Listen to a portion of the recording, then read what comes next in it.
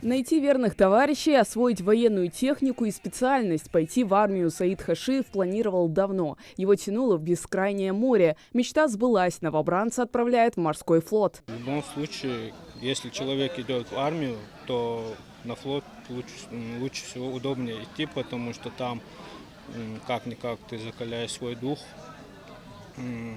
И в любом случае военный билет в будущем тебе понадобится. Чтобы скрасить отправку 25 призывников в Североморск, в морфлот устроили праздничную программу. Это место закалит парней, уверены в военном комиссариате. Город характеризуется сильными ветрами, большой влажностью и холодными зимами. Ребята должны показать свою выдержку и боевой дух.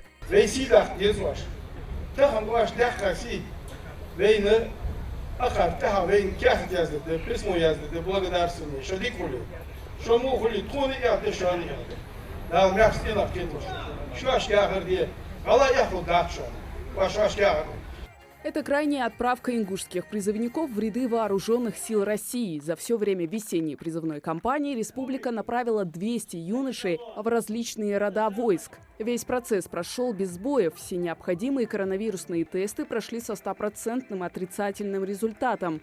А теперь дело за малым. Призывникам необходимо достойно отслужить и вернуться домой. Родители ваши получают благодарственные письма за хорошее воспитание. Уважаемые солдаты, помните, что вас отправили родители со слезами, зная, что вы будете достойно служить, служите достойно. Кстати, все призывники, начавшие службу в период весенней призывной, пройдут вакцинацию от COVID-19. По словам замминистра обороны России, ее планируют завершить 15 июля. Хава Газикова, Идрис Ижиев. Новости 24.